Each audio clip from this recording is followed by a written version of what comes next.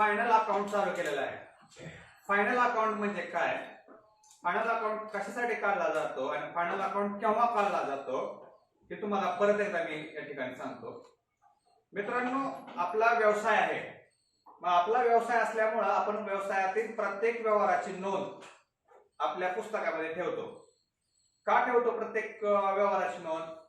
की वर्षभरामध्ये म्हणजे केव्हा 1 एप्रिल ते 31 मार्च या 12 महिन्याच्या कालावधीमध्ये आपल्या व्यवसायामध्ये आपण एकूण किती व्यवहार केले ते लक्षात राहण्यासाठी आपण प्रत्येक व्यवहाराची नोंद करतो. त्यानंतर प्रत्येक व्यवहाराची नोंद का करायची? कारण ते सर्व व्यवहार आपल्याला लक्षात राहावेत आणि प्रत्येक व्यवहाराची नोंद केल्यामुळे वर्षाच्या शेवटी आपल्याला प्रॉफिट लॉस, खर्च उत्पन्न, येणं देणं, ऍसेट किती आहे ह्या सर्व गोष्टी आपल्याला कळणार आहेत. मग ह्या सर्व गोष्टी आपल्याला एका गोष्टीमुळे समजणार आहे. त्यासाठी आपल्याला वर्षाच्या शेवटी म्हणजे 31 मार्चला फायनल अकाउंट काढून घ्यावं लागेल. मग फायनल अकाउंट काढत असताना आपल्याला परीक्षेमध्ये ट्रायल बॅलन्स आणि त्याखाली काय दिलेलं असतात ऍडजस्टमेंट. ट्रायल बॅलन्स म्हणजे काय, जेवढे काय तुमचे अकाउंट आहेत त्या सर्व अकाउंटची काय असते लिस्ट असते. त्यामध्ये खर्चाचे आयटम आहेत, उत्पन्नाचे आयटम आहेत, ऍसेटचे आयटम आहेत, लायबिलिटीचे आयटम आहेत. एवढे आयटम त्या ट्रायल बॅलन्स मध्ये आहेत.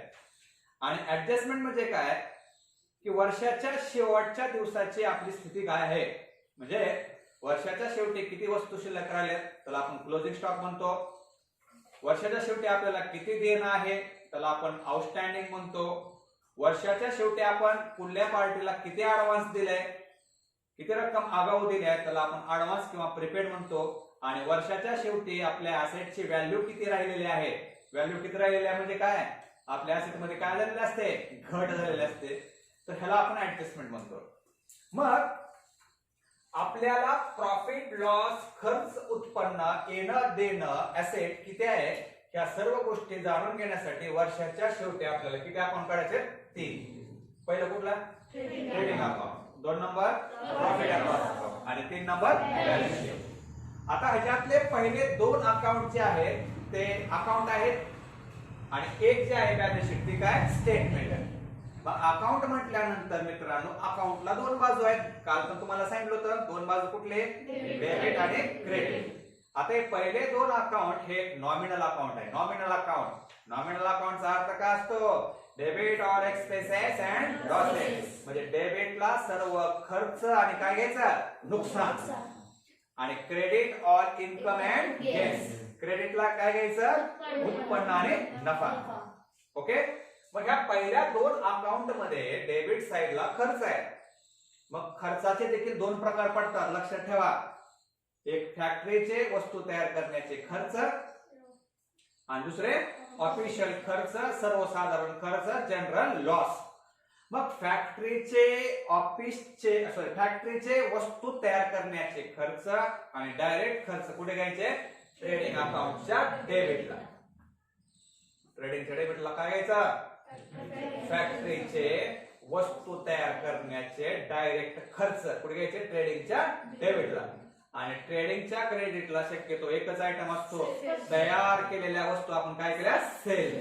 झालं ट्रेडिंग अकाउंट संपला. दुसरं profit and loss account. Profit and loss अकाउंटच्या देखील डेबिटला आपल्याला खर्च घ्यायचे, पण ते खर्च कुठले घ्यायचे, ऑफिसचे सर्वसाधारण खर्च, आणि आपले लॉस घ्यायचं प्रॉफिट लॉसच्या डेबिटला. आणि प्रॉफिट लॉसच्या क्रेडिटला आपले ऑफिशियल उत्पन्न, ऑफिशियल फायदा, जनरल इन्कम या सगळ्या गोष्टी कुठे घ्यायच्या, प्रॉफिट लॉसच्या क्रेडिट. झालं पहिले 2 अकाउंट. आता तिसरं अकाउंट नसून काय स्टेटमेंट. आता स्टेटमेंट असल्यामुळं पर्टिक्युलर रुपीज म्हणत नाही, आला काय म्हणायचं लायबिलिटी आणि ऍसेट. लायबिलिटी साइडला आपल्या व्यवसायाचं कॅपिटल म्हणजे काय भांडवल. आपला व्यवसाय म्हणजे आता आपल्याला 11वीला मित्रांनो सोल ट्रेडर्सचं फायनल अकाउंट आहे. सोल ट्रेडर्स म्हणजे काय, एकल व्यापारी, एका व्यक्तीचं फायनल अकाउंट आहे. ज्यावेळेस तुम्ही 12वीला जासाल त्यावेळेस पार्टनरशिपचा आहे. पार्टनरशिप म्हणजे काय, कमीत कमी 2 व्यक्ती. त्यानंतर कंपनी फायनल अकाउंट असते, इन्शुरन्स फायनल अकाउंट असते, भरपूर फायनल अकाउंटचे प्रकार आहेत, स्वरूप एकच आहे. आता आपण 11वीला एका व्यक्तीचं फायनल अकाउंट शिकत आहोत. मग लायबिलिटी साइडला काय घ्यायचं, त्या एका व्यक्तीचं कॅपिटल आणि त्या व्यक्तीच्या व्यवसायातील सर्व देणे काय देणे, क्रेडिटर्स, बिल्स पेबल, लोन इत्यादी. तर ऍसेटला त्या व्यवसायाची संपत्ती व त्या व्यवसायाचं येणं ऍसेटला घ्यायचं. आलं लक्षात? हे 3 अकाउंट तुम्हाला लक्षात आले. तुम्हाला मित्रांनो परीक्षेमध्ये 15 ते 16 आयटम दिलेले असतात. ते 15 ते 16 आयटम ह्या 3 अकाउंटला आपल्याला ट्रान्सफर करायचे. आणि ट्रान्सफर करत असताना काही पाठ करायची गरज नाही. तुम्ही लाखो प्रॉब्लेम जर घेतले, लाखो प्रॉब्लेम फायनल अकाउंटचे, तर 80 ते 90% प्रॉब्लेम मध्ये तेच आयटम आहे. फॉर एक्झाम्पल फर्निचर कुठे ऍसेटला, कॅश कुठे ऍसेटला, ऍडव्हर्टाइजमेंट ऑफ लॉ स्पेशल खर्च कुठे प्रॉफिट लॉसच्या डेबिट. तेच आयटम तुम्हाला प्रत्येक प्रॉब्लेम मध्ये येणार आहेत, त्यामुळे तुम्हाला ते पाठवून जाणार आहेत. असं स्पेशली पाठ करायची गरज नाही. 15 ते 16 ते आयटम 3 अकाउंट ट्रान्सफर केल्यानंतर आता सगळ्यात महत्त्वाचे आहेत बघा ऍडजस्टमेंट. काय ऍडजस्टमेंट? आज मी तुम्हाला ऍडजस्टमेंट शिकवणार आहे.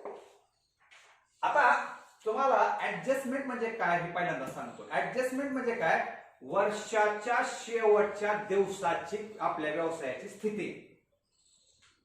वर्षाचा शेवटचा दिवस म्हणजे कुठला, 31 मार्च. 31 मार्चला आपल्या व्यवसायाचं शेवटच्या दिवसाची स्थिती काय आहे, किती वस्तू शिल्लक राहिल्यात, म्हणजे त्याला आपण काय म्हणतो क्लोजिंग स्टॉक.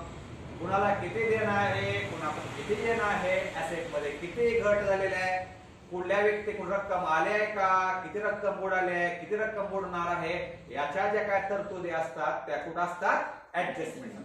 मग एक गोष्ट लक्षात ठेवा, आपल्याला 11वीला सिलेबसला 13 ते 15 ऍडजस्टमेंट आहेत. किती? 13 ते 15. त्यातल्या परीक्षेला 4 ते 5 ऍडजस्टमेंट पडणार. किती ऍडजस्टमेंट पडणार? 4 ते 5. आणि ऍडजस्टमेंट म्हटलं की त्या ऍडजस्टमेंटचे 2 इफेक्ट करायचे. किती इफेक्ट करायचे? 2. ते कसे इफेक्ट करायचे हे तुम्हाला मी आता समजून सांगणार आहे. आता त्यातले पहिले ऍडजस्टमेंट आहे बघा क्लोजिंग स्टॉक. आता बघू नका इकडे लक्ष द्या बोर्डावर. क्लोजिंग स्टॉक म्हणजे काय, आता फॉर एक्झाम्पल तुमचं मोबाईलचं दुकान आहे. कसं दुकान आहे? मोबाईल. मग मोबाईलच्या दुकानामध्ये तुम्ही मोबाईल विकण्यासाठी 100 मोबाईल आणले. किती आणले? 100 मोबाईल आणले. त्यातले वर्षभरामध्ये तुम्ही 80 मोबाईल विकले. किती विकले? 80. तरी देखील तुमच्याकडे आता किती मोबाईल शिल्लक आहेत? 20. ते 20 मोबाईल जे शिल्लक आहेत त्याला आपण काय म्हणतो? Closing stock. मग ते मोबाईल तुमचे शिल्लक राहिले म्हणजे ते एक प्रकार तुमचे काय असते? ऍसेट असते का? ऍसेट. त्याच्यामुळे पहिला इफेक्ट आणि दुसरा इफेक्ट लक्षात घ्या, वस्तू आहे. मोबाईल म्हणजे काय? वस्तू. आणि एक लक्षात ठेवा, वस्तूचे जेवढे काय आयटम्स आहेत त्याचा पहिला इफेक्ट ट्रेडिंगला घ्यायचा. कवा आहे? कुठे घ्यायचा? Trading account. मग पहिला इफेक्ट घ्यायचा ट्रेडिंग अकाउंटच्या क्रेडिटला घ्यायचा.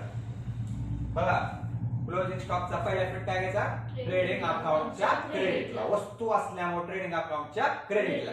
आणि दुसरा इफेक्ट आपल्या वस्तू आहेत, आपले काय प्रकार आहेत? ऍसेट आहेत. त्यामुळे बॅलन्स शीटच्या पुढे घ्यायचं ऍसेट. झालं, 2 इफेक्ट झाले बघा. लक्षात आलं? आता तुम्हाला दुसऱ्या भाषेत उदाहरण सांगतो. समजा तुमचं स्टेशनरी दुकान आहे. कसलं दुकान आहे? स्टेशनरी. तुम्ही 1000 रजिस्टर आणले विकण्यासाठी. त्यातले 800 रजिस्टर विकले. 800 रजिस्टर विकले म्हणजे आणखी किती रजिस्टर? 200 रजिस्टर शिल्लक राहिले. मग ती वस्तू आहे ना, रजिस्टर विकणे रजिस्टर वस्तू आहे. 200 रजिस्टर शिल्लक राहिले, क्लोजिंग स्टॉक आहे. त्यामुळे पहिल्या इफेक्ट घ्यायचा ट्रेडिंग अकाउंटच्या क्रेडिट. आणि ते 200 रजिस्टर शिल्लक राहिले म्हणजे ते भविष्यात तुम्ही वापरू शकता. ते तुमचे एक प्रकारे काय? ऍसेट आहे. त्यामुळे बॅलन्स शीट पुढे घ्यायचं ऍसेट. आता इथे एक नियम सांगतो क्लोजिंग स्टॉकचा. क्लोजिंग स्टॉक मध्ये जर तुम्हाला ऍडजस्टमेंट मध्ये 2 रकमा दिल्या. किती रकमा दिल्या? 2. समजा 80,000 आणि 90,000 दिले. लहान कुठली रक्कम आहे? त्या लहान रक्कम 80,000चाच विचार करायचा त्या ठिकाणी. ओके. तर तुम्हाला प्रत्येक प्रॉब्लेम मध्ये आता हे ऍडजस्टमेंट दिसणार म्हणजे दिसणार. पहिले ऍडजस्टमेंट असणार. आता दुसरे ऍडजस्टमेंट मी तुम्हाला काय करतो, स्टॉक म्हणजे काय माहित आहे का? गुड्स. स्टॉकचा समानार्थी शब्द काय गुड्स. आणि लक्षात ठेवा गुड्स म्हटलं की पहिला इफेक्ट डोळं झाकून ट्रेडिंग अकाउंट कुठे घ्यायचा क्रेडिट. आता तुम्हाला गुड्स संदर्भात आणखी 2 ऍडजस्टमेंट आहेत ते तुम्हाला समजून सांगतो. आता इकडे बघा goods taken for personal use. मालकानं स्वतःच्या वापरासाठी व्यवसायातून वस्तू उचलल्या. तुम्हाला आठवतंय का स्वतःच्या वापरासाठी व्यवसायातून जर पैसा किंवा वस्तू उचलल्या तर आपण काय म्हणतो ड्रॉइंग. बघा मग ड्रॉइंग म्हटल्यानंतर कॅपिटल मधून तुम्ही ऍड करणार का लेस करणार लेस. कारण व्यवसायात भांडवल काय होणार त्या ठिकाणी कमी होणार. एक इफेक्ट कळला का. आता दुसरा इफेक्ट करतो तुम्हाला गुड्स असल्यामुळे पहिला इफेक्ट पुढे येणार सांगा. पहिला इफेक्ट काय ट्रेडिंग अकाउंटच्या क्रेडिटला. आणि दुसरा इफेक्ट कॅपिटल मधून काय करायचं लेस. कारण ड्रॉइंग आपण काय करत असतो लेस. ड्रॉइंग म्हणजे काय भांडवलातून काय रक्कम उचलली त्यामुळे भांडवल आपलं काय झालं कमी झालं त्यामुळे कॅपिटल मधून काय करायचं लेस. बघा 2 ऍडजस्ट झाले गुड्स संदर्भात. आणखीन एक तिसरी ऍडजस्टमेंट आहे की ती तुम्हाला समजेल व्यवस्थित. Goods distributed as free sample.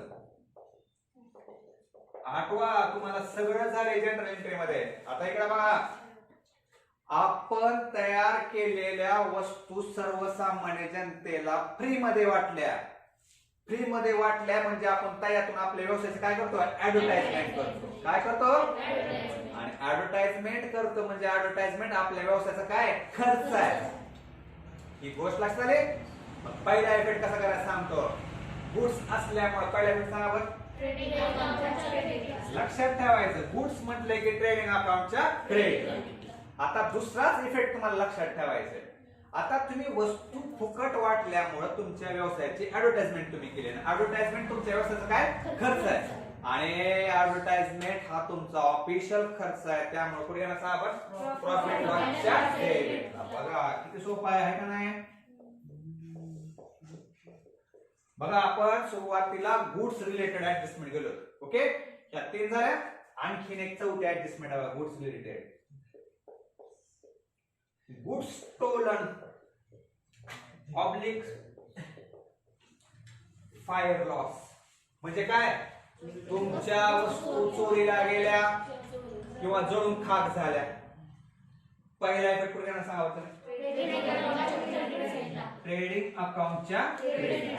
मग मला सांगा तुमच्या वस्तू जळून खाक झाल्या चोरीला गेल्या तुमचा प्रॉफिट आहे का लॉस आहे. आणि लॉस कुठं असतो प्रॉफिटच्या डेबिट. बघा झाल्या गुड्सच्या ऍडजस्टमेंट सगळ्या. बघा या गुड्सच्या ऍडजस्टमेंट झाल्या. बघा तुम्हाला गुड्सच्या ऍडजस्टमेंट झाल्या. पहिला इफेक्ट कॉमन दिसायला बघा कुठं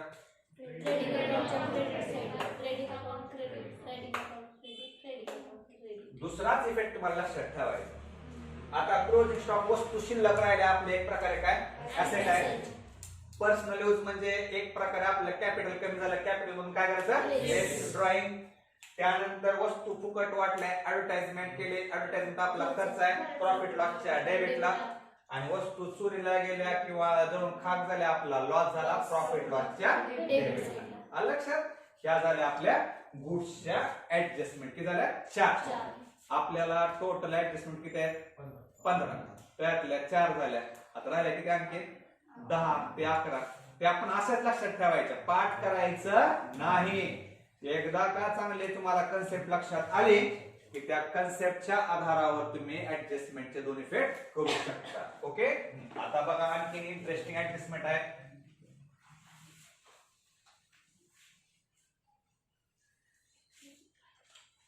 पाचवी ऍडजस्टमेंट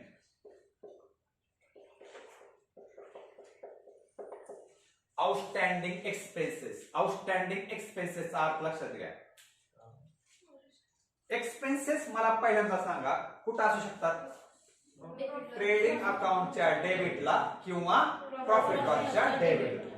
मग एखादा खर्च तुम्हाला देणं आहे. आउटस्टँडिंग म्हणजे काय देणं आहे. आता देणं आहे म्हटल्यानंतर एक गोष्ट लक्षात आली पाहिजे ऍसेट आहे का लॅबिलिटी आहे? लॅबिलिटी. एक इफेक्ट कळाला का? लॅबिलिटी. मग एखादा खर्च देणं आहे म्हणजे तो खर्च आपला वाढणार आहे, त्यामुळे त्या संबंधित खर्चामध्ये ऍड करणार का लेस करणार? ऍड करणार. जरा पहिला इफेक्ट झाला बघा, एक्सपेन्सेस मध्ये काय करायचं? ऍड. एक्सपेन्सेस कुठं असू शकतात सांगा? ट्रेडिंग किंवा प्रॉफिट लॉसच्या डेबिटला तर एक्सपेन्सेस असू शकतात. त्या एक्सपेन्सेस मध्ये तुम्ही काय करणार? ऍड. कारण ऍड मध्ये तुम्हाला तो खर्च द्यायचा आहे, म्हणजे तुमचं आणखी रक्कम वाढणार, खर्च वाढणार आहे, त्यामुळे तुम्ही त्या एक्सपेन्सेस मध्ये काय केलं? ऍड. आणि देणं असल्यामुळे दुसरा इफेक्ट कुठे घ्यायचा? लॅबिलिटी. बॅलन्स शीटच्या लॅबिलिटी. हे पण प्रत्येक प्रॉब्लेम मध्ये ऍडजस्टमेंट असते बघा, असते का? आता ह्याच्या उलटी ऍडजस्टमेंट आहे. उलटी ऍडजस्टमेंट सांगतो. आता तुम्ही पहिले इफेक्ट काय केलता? ऍड. वर एक काय केलता? ऍड. आणि दुसरा काय केलता? लॅबिलिटी. आता उलट काय करणार सांगा तुम्ही? पहिला इफेक्ट काय करणार? लेस. अरे इथं ऍडच्या जागी काय करणार? लेस. आणि लॅबिलिटीच्या विरुद्ध कोण आहे? ऍसेट. तशी ऍडजस्टमेंट आहे. त्या ऍडजस्टमेंटचं नाव आहे, ते समजून मी सांगतो तुम्हाला, लक्षात घ्या. ती ऍडजस्टमेंट कुठली सांगतो आहे का? त्या ऍडजस्टमेंटचं नाव आहे prepaid expenses oblique advance expense. म्हणजे याचा अर्थ काय? एखादा खर्च आपण आगाऊ स्वरूपात केलाय. आगाऊ स्वरूपात केलाय म्हणजे भविष्यात त्या खर्चाची रक्कम आपल्याला काय असते? येणं असते. आता फॉर एक्झाम्पल, आपल्या व्यवसायामध्ये एखादा नोकरदार आहे, त्याला आपण पगार देऊन टाकतो. पगार ऍक्च्युअल वर्षाची असली पाहिजे, पण आपण त्याला 3 वर्षाची पगार ऍडव्हान्स मध्ये दिली आणि त्याला फक्त 1च वर्ष काम केले आणि सोडून गेला. त्याच्याकडे आपली किती पगाराची रक्कम येणार? येणं असल्यामुळे ऍसेट लॅबिलिटी. ऍसेट. येणं म्हणजे काय? ऍसेट. आणि ती रक्कम जर आपल्याला आली तर ती रक्कम आपण खर्चातून काय करणार? लेस करणार. त्यामुळे पहिला इफेक्ट लक्षात आला तुम्हाला? काय करायचं आपण? एक्सपेन्सेस मधून काय करायचं? लेस. आणि बॅलन्स शीटच्या पुढे घ्यायचं. म्हणजे काय? आउटस्टँडिंगच्या उलटा इफेक्ट तुम्ही करू शकता. आणि तुम्हाला अर्थ पण कळाला. एखादा खर्च आपण आगाऊ केलाय, मग ते आगाऊ केलेली रक्कम आपल्याला भविष्यात येणार आहे, त्यामुळे कुठे घेतली आपण? ऍसेटला. आणि ती रक्कम जर आपली आली तर आपला खर्च काय होणार आहे? कमी होणार आहे. त्यामुळे खर्चातून काय केलं तुम्ही? लेस केलं. ओके. आता 7वी ऍडजस्टमेंट ह्या दोघांसाठीच आहे. कुठली? आता तुम्ही एक्सपेन्सेस कुठे घेतले होते? ट्रेडिंग अकाउंट किंवा प्रॉफिट लॉसच्या डेबिट. आता इन्कम कुठे घेणार तुम्ही? ट्रेडिंगला म्हणू नका शक्यतो. ट्रेडिंगला फक्त एकच आयटम आहे, कुठला? सेल्स. बहुतांश इन्कम तुमचे कुठे असणार आहे? प्रॉफिट लॉसच्या ट्रेडिंग. आता त्याच्यातलं जर अशी ऍडजस्टमेंट असेल, आउटस्टँडिंग इन्कम. एक गोष्ट लक्षात ठेवा मित्रांनो, आउटस्टँडिंग जे आहे का, त्याला तुम्ही काय काय वेळेस देणं पण म्हणू शकता आणि काय काय वेळेस येणं पण म्हणू शकता. देणं का म्हणू शकता? आउटस्टँडिंग एक्सपेन्स असेल तर. आणि येणं का म्हणू शकता? आता हे पण सोपं आहे बघा, एकदम सोपी ऍडजस्टमेंट आहे.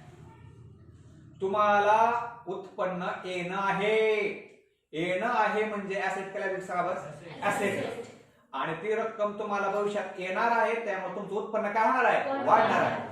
इथं आउटस्टँडिंग म्हणले काय केलं आपण? ऍड. तसंच इथं काय करायचं सांगा? पहिला इफेक्ट इन्कम मध्ये काय करायचं? ऍड. आणि दुसरा इफेक्ट ऍसेट. लक्षात आलं? आता ह्याच्याच उलटे ऍडजस्टमेंट आहे बघा, ऍडव्हान्स इन्कमची. काय होईल सांगा? इन्कम आणि त्याचा अर्थही सांगतो तुम्हाला.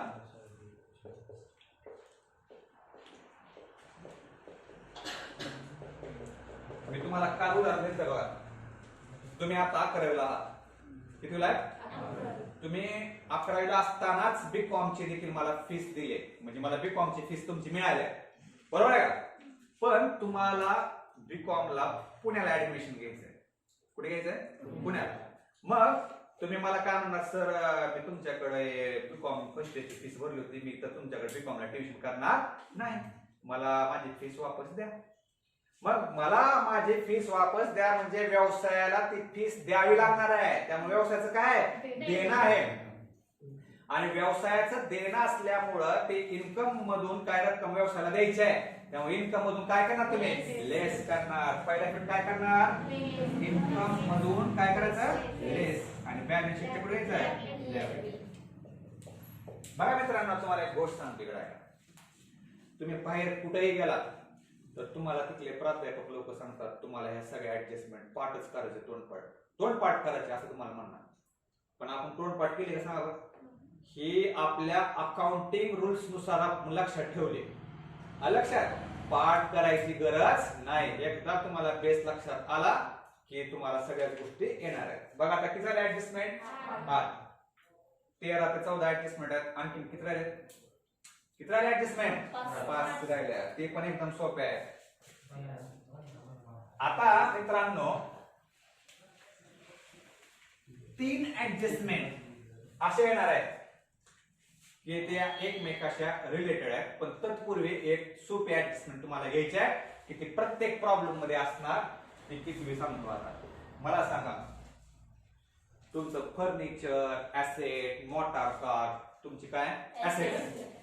मग मला सांगा ऍसेटचा वापर केल्यामुळे ऍसेट मध्ये वाढ होते का घट होते, घट.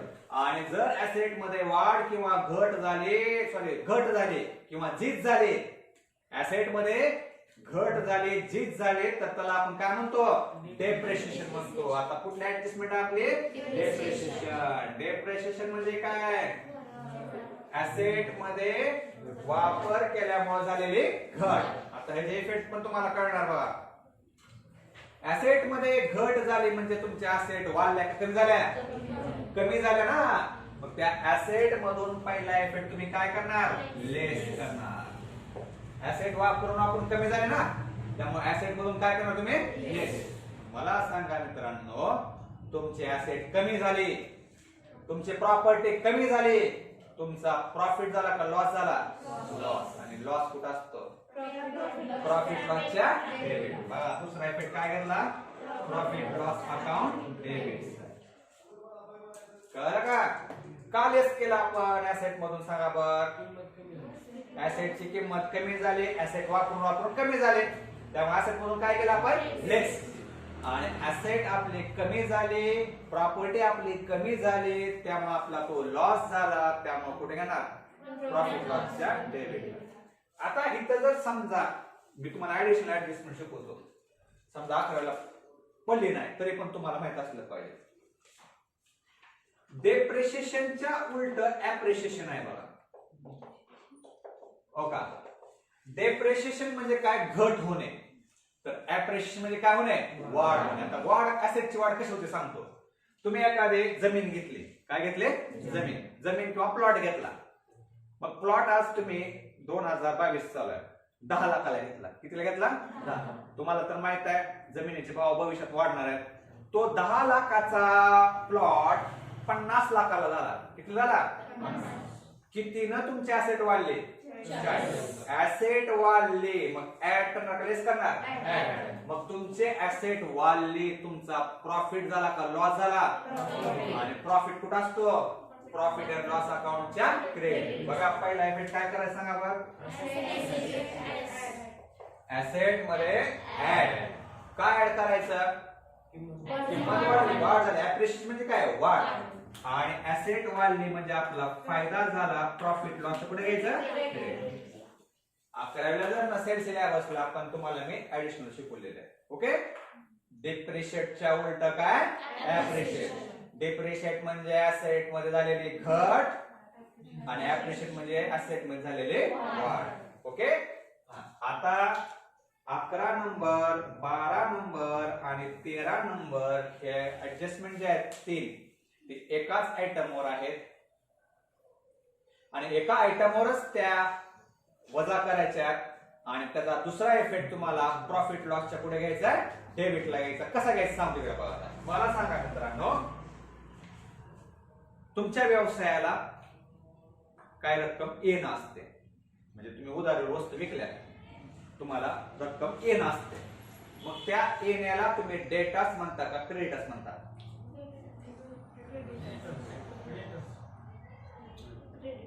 अरे बाबांनो मोबाईलचा कॅमेरा चालू आहे, मला काय बोलता येत नाही. फर्स्ट इयर आपलं पहिल्या दिवसापासून चालू आहे. मी तुम्हाला आठवत आहे का मित्रांनो, तुम्हाला क्रेडिटर्स आणि डेटर्स मध्ये भविष्यामध्ये लय घोटाळा होणार आहे, घोळ होणार आहे. तो घोळ दूर करला पाहिजे तुम्ही. डेटर्स म्हणजे रक्कम येणं आणि क्रेडिटर्स म्हणजे रक्कम देणं. मग मला सांगा, डेटर्स येणं ऍसेटला असते का लायबिलिटीला असते? ऍसेट. डेटर्स कुठे असते? ऍसेट. मग मला सांगा, एखाद्या व्यक्तीकडून तुम्हाला रक्कम येणं आहे, त्याला आपण काय म्हणतो? डेटर्स.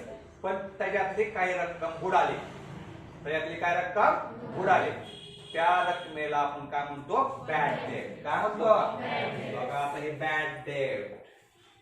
बॅड डेट म्हणजे काय? रक्कम बुडणे. मग मला सांगा, रक्कम बुडाली म्हणजे तुमचे डेटर्स वाढणार का कमी होणार? कमी होणार. त्यामुळे पहिला इफेक्ट डेटर्स मधून काय करायचं? लेस. डेटर्स लक्षात आहे का? डेटर्स म्हणजे रक्कम येणं, त्यातली रक्कम बुडाली त्यामुळे आपले येणं देखील कमी झालं ना. आणि डेटर्स मधून काय केलं आपण? लेस. मग रक्कम बुडाली तुमची, तुमचा प्रॉफिट झाला लॉस झाला? आणि लॉस कुठे असतो? प्रॉफिट लॉसच्या समजला? ही झाली डेटासवर पहिली ऍडजस्टमेंट. आणखी डेटासवर दोन आहे. आरडीडी. आता आरडीडीचा अर्थ सांगतो. तुम्ही व्यावसायिक आहात तर तुम्ही एक गोष्ट लक्षात घेतली पाहिजे की भविष्यात आपली थोडीफार रक्कम तर बुडणार आहे. बघा, वर्तमान काळ आणि भविष्य काळ लक्षात ठेवा. बॅड डेट म्हणजे रक्कम बुडाली, वर्तमान काळ. आणि आरडीडी म्हणजे काय? रिझर्व फॉर डाउटफुल डेट्स म्हणजे काय? ती रक्कम आपली बुडू शकते, बुडू शकते, बुडणार आहे, बुडू शकते. मग आपले डेटर्स त्या ठिकाणी काय होणार? कमी होणार. त्यामुळं डेटर्स मधून काय करायचं? लेस करायचं. पहिला इफेक्ट काय करायचा? डेटर्स मधून लेस. आणि ती रक्कम आपली बुडणार आहे त्यामुळे आपला काय होणार आहे? लॉस होणार आहे. त्यामुळे प्रॉफिट लॉस कुठे घ्यायचं? बघा, हे इफेक्ट सारखे ना. आणखीन एक ऍडजस्टमेंट आहे.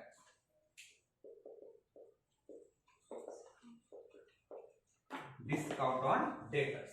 आता बघा, मग आपण काय करतो? एकतर आपली रक्कम बुडलेली आहे किंवा बुडणार आहे, त्यामुळे आपण काय करतो?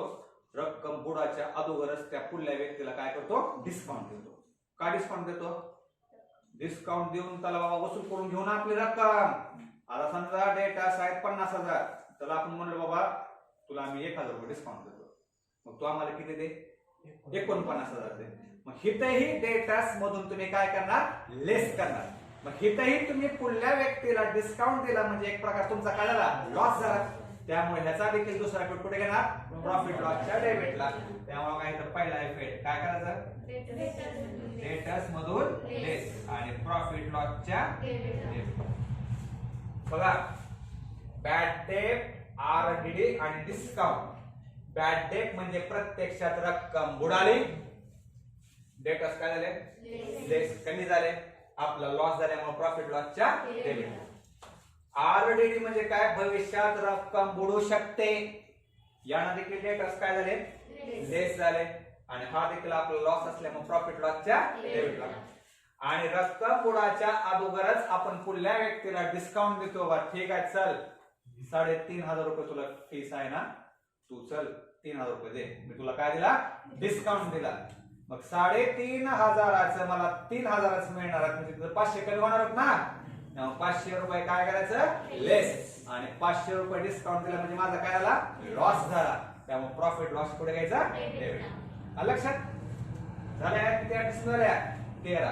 आता तुम्हाला परीक्षेमध्ये डेटर्स वर ह्या तीनही ऍडजस्टमेंट विचारल्या तर त्या ऍडजस्टमेंट एका क्रमाने सोडवायच्या. तुम्हाला कशा क्रमाने सोडवायच्या? ज्यावेळेस आपण प्रॉब्लेम घेऊ त्यावेळेस देखील तुम्हाला लक्षात येईल. तुम्हाला पहिल्यांदा डेटर्स मधून काय वजा करावं लागणार? Bad date. बॅड डेट वजा करून जी रक्कम राहील त्याच्यावर काय करायचं? आरडीडी. आणि आरडीडी वजा करून जी रक्कम राहील त्यावर काय करायचं? डिस्काउंट. आणि इफेक्ट तर तिघांचे कसे आहेत? सेम. लक्षात झालंय? किती झालं ऍडजस्टमेंट? 13. आता 14वी ऍडजस्टमेंट ह्या 13व्या ऍडजस्टमेंट सारखीच आहे.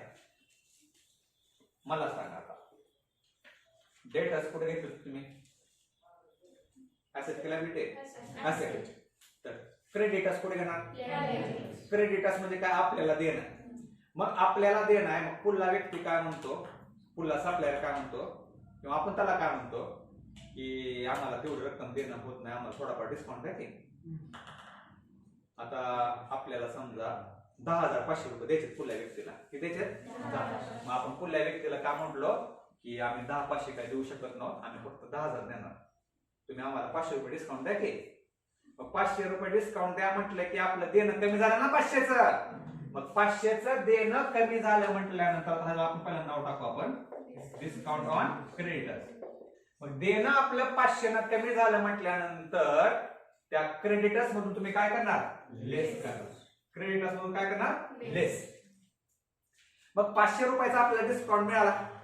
मग 500 रुपयाचा डिस्काउंट मिळाला म्हणजे आपलं उत्पन्न झालं का खर्च झाला? उत्पन्न. आता इथं बघा डिस्काउंट दिल्यामुळे आपला खर्च झाला. कुठे घेतला आपण? प्रॉफिट लॉसच्या डेबिटला. आपला लॉस झाला ना. पण 500 रुपये तुम्हाला डिस्काउंट मिळणार आहे.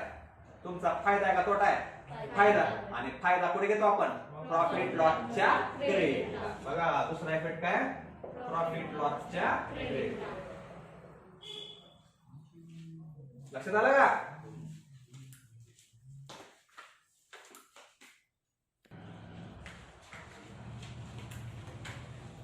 आता 15 नंबरची आणि 16 नंबरची ऍडजस्टमेंट आता राहिले.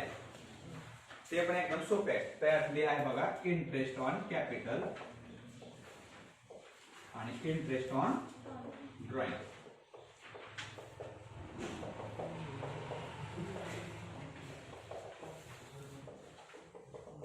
समजून घ्या कन्सेप्ट. Interest on capital. मित्रांनो इकडे बघा व्यवसाय आणि व्यवसायाचा मालक ह्या दोन कन्सेप्ट वेगळ्या आहेत. व्यवसायाचा मालक व्यवसायामध्ये भांडवल गुंतवतो. मला सांगा आता तुम्ही बँकेत पैसा फुकट ठेवता का? तुमच्याकडून तुम्हाला काय अपेक्षा असते? व्याज मिळावं. तसं मग व्यवसायाच्या मालकानं व्यवसायामध्ये भांडवल गुंतवल्यामुळं त्या व्यवसायाच्या मालकाला त्याच्यावर व्याज मिळते. काय मिळते? व्याज. उघड आहे ना.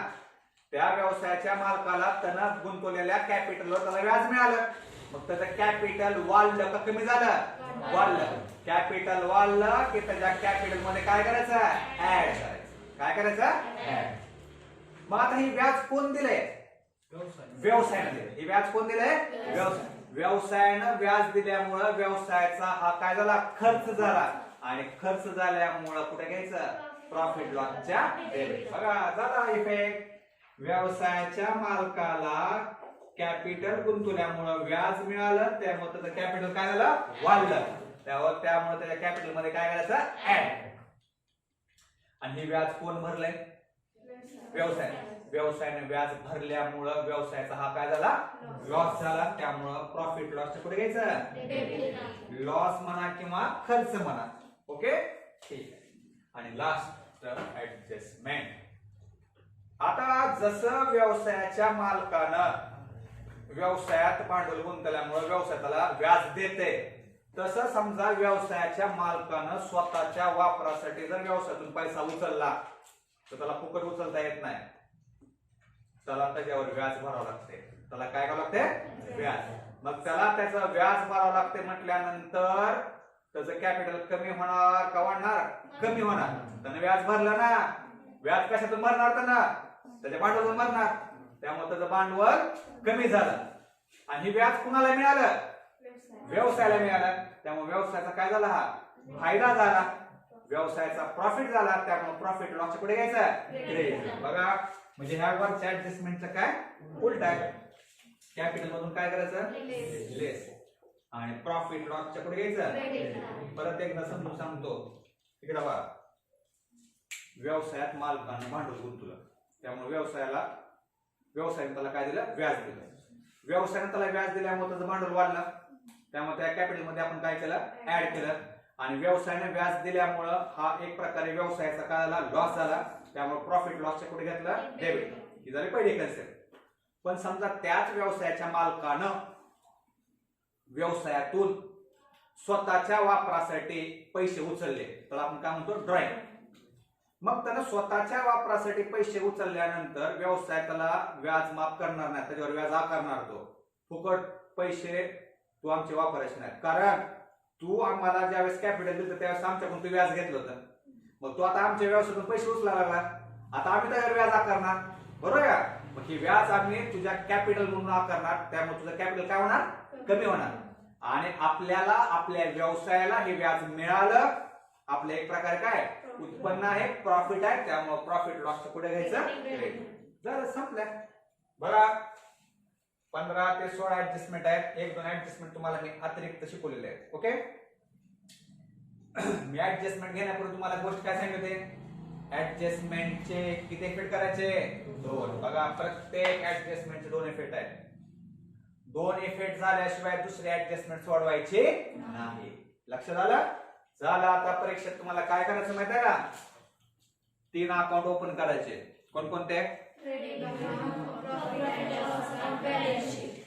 मग पहिल्यांदा तुम्हाला त्या ट्रायल बॅलन्स मध्ये जे 15-16 आयटम दिलेले असतात का, ते 15 ते 16 आयटम त्या 3 अकाउंटला काय करायचं? आपल्याला ट्रान्सफर करायचे.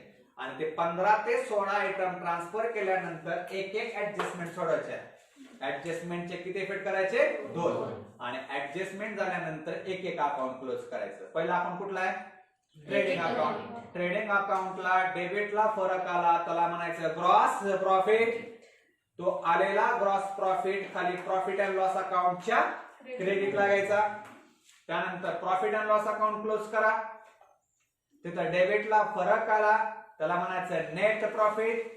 नेट प्रॉफिट म्हणजे फायदा झाला, त्यामुळे कॅपिटल वाढणार आहे, त्यामुळे कॅपिटल मध्ये काय करायचं? ऍड. पण त्याच्या उलट नेट लॉस आला तर, नेट लॉस आला तर प्रॉफिट लॉसच्या क्रेडिटला घ्यायचा तो लॉस. आणि लॉस झाल्यामुळे त्याचं भांडवल कमी होणार आहे, त्यामुळे त्याचं कॅपिटल मधून काय करायचं? लेस. आणि शेवटी तुम्हाला बॅलन्स शीट टॅली करायची. बॅलन्स शीट टॅली होणे म्हणजे काय माहिती आहे का? बॅलन्स शीटची लॅबिलिटीची आणि ऍसेटची टोटल काय पाहिजे? समान. ज्यावेळेस बॅलन्स शीटची लॅबिलिटी आणि ऍसेट समान येईल त्यावेळेस आपला पूर्ण प्रॉब्लेम बरोबर आला, पूर्ण आपला प्रॉब्लेम टॅली झाला. 15 पैकी 15 मार्क मिळाले. या सगळ्या गोष्टी तुम्हाला मी लिहून देणार आहे. ओके, ठीक आहे.